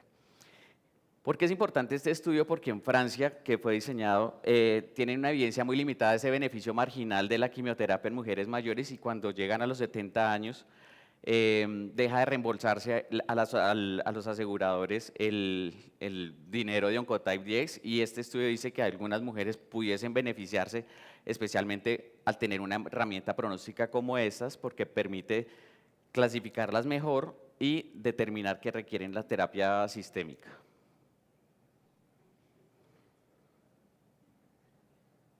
Entonces, el Oncotype en este tipo de población es una fuerte herramienta de desescalamiento y se asocia a una biología tumoral más agresiva. Bueno, continuamos con el siguiente estudio, que es con MammaPrint. El MammaPrint tiene una cierta característica, es que permite poder evaluar qué mujeres con un riesgo genómico alto se puede desescalar, y este estudio lo permite determinar muy bien en ese grupo poblacional, al clasificarlas en ultra low, low y high risk, en donde las recurrencias a 10 años son del 2, del 8 y del 17% en aquellas mujeres con un alto riesgo genómico. Cuando aquellas mujeres que tienen un ultra low y en el seguimiento del estudio, a pesar de tener un riesgo clínico alto, pues la tasa de recurrencia a 10 años no se encontró, por lo que puede ser una estrategia muy importante para tener en cuenta en este grupo poblacional, pero reconocemos pues que este tipo de estudios no están diseñados para una población como estas, pero puede ser una herramienta pronóstica en oncología geriátrica con el fin de desescalar terapias sistémicas agresivas. Este estudio me pareció muy interesante porque es un estudio aleatorizado de 1.900 pacientes que aleatorizaban a dos brazos, un brazo con antraciclinas o taxanos y el otro a hormonoterapia, pero algo muy importante de lo que hemos hablado es el evaluar el índice de fragilidad.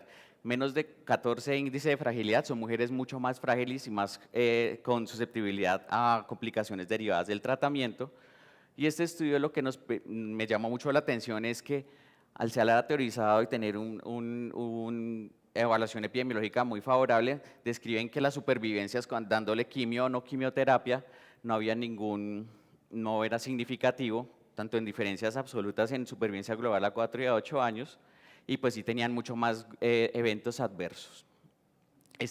Como conclusión de este estudio, es que este es un estudio que se hizo por una firma genómica que no desconocía cuando empecé a hacer estas presentaciones.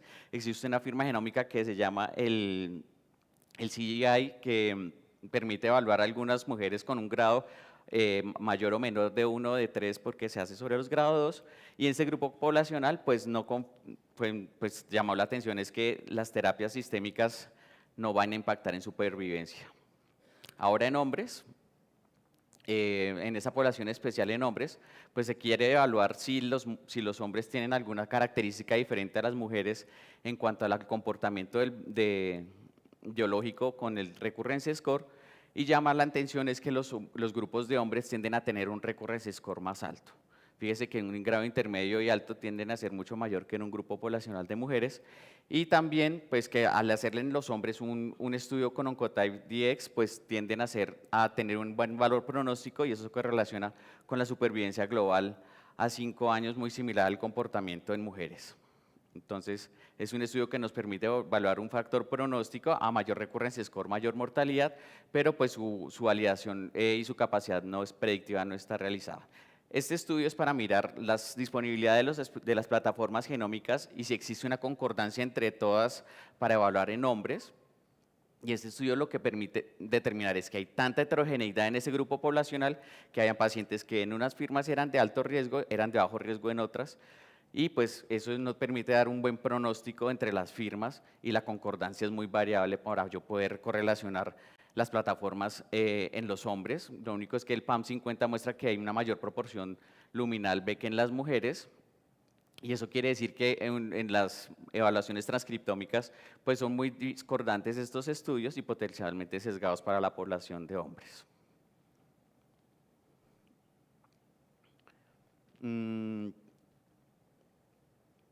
Por subtipo histológico, voy a hablar de dos subtipos histológicos, que es el lobulillar y el micropapilar.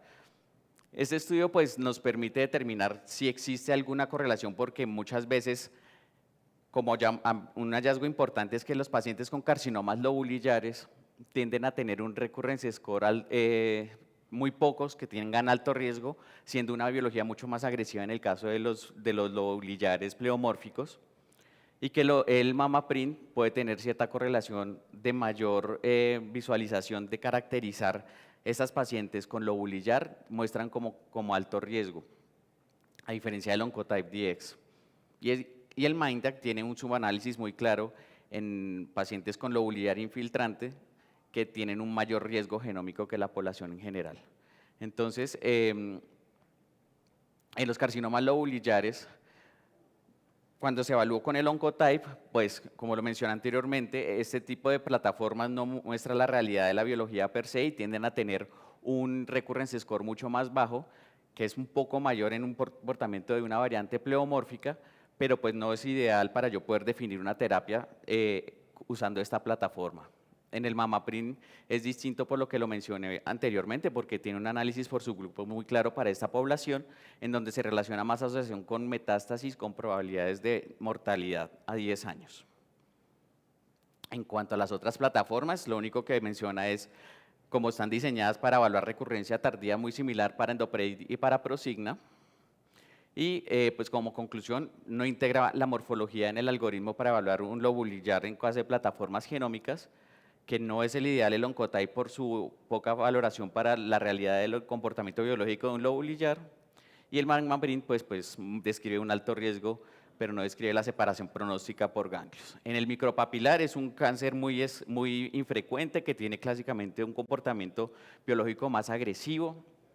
Y en este estudio lo que muestra es que el micropapilar tiende a tener un recurrence score más alto en ese grupo poblacional, y las supervivencias pues se van correlacionando por la biología per se con un recurrence score alto, que muestra muy bien un impacto pronóstico para esta población, pero no elimina el riesgo inherente al subtipo histológico en caso de un recurrence score bajo. Entonces no tiene que ser un determinante para yo poder en este grupo poblacional. Ya me quedan 2 diapositivas, ya se va a acabar la presentación. Y para recaída, que es una parte muy importante, si nosotros pedimos un recurrence score, un Oncotype o una plataforma en pacientes con unas recaídas habiendo sido tratadas previamente, este estudio determinó si estas plataformas realizada en el tumor primario y en el segundo en la recaída con un intervalo de 5 años, ellos no fueron claros en determinar si le era recaída o un segundo primario, pero lo que muestra este estudio es que las pacientes cuando se les hace un recurrence score en la recaída tumoral tienden a ser mucho más alto el recurrence score, y eso va correlacionado con la biología per se. Y un hallazgo interesante que se ve en este grupo poblacional es que la mayoría de pacientes que tuvieron ese recurrence score más alto se relacionaba con haber recibido radioterapia previamente. No queriendo decir que sea una correlación del tratamiento previo con radioterapia, pero pues es un mensaje importante porque este tipo de pacientes que recurrieron y con un recurrence score más alto, pues tienden a tener estas presentaciones. Ya mensajes para la casa. Las pruebas genómicas en cáncer de mama temprano han mostrado un valor pronóstico sólido y su valor predictivo en quimioterapia, pero no ha sido valorado en las poblaciones especiales. En mujeres ancianas, la quimioterapia claramente no mejora la supervivencia global, aumenta la toxicidad y pues se debe integrar a una evaluación geriátrica mucho más clara para ofrecer este tipo de estrategias. En pacientes con subtipos especiales, masculinos, con histologías lobulillares o micropapilar o mutaciones BRCA, las firmas genómicas conservan la capacidad de estratificar el riesgo, pero pues hay mucha discordancia entre las diferentes plataformas. En los escenarios no validados clásicamente como recaída local, el perfil puede cambiar respecto al tumor primario y modificar decisiones clínicas. Y las poblaciones especiales, las pruebas genómicas deben usarse como herramientas complementarias de la biología tumoral, pero tenemos que integrarlas con la edad, las comorbilidades, la histología, y creo que este tipo de estrategias en un paciente especial deberíamos considerarlo en los tumor board de cada uno de nuestros grupos con los que trabajamos. Muchísimas gracias.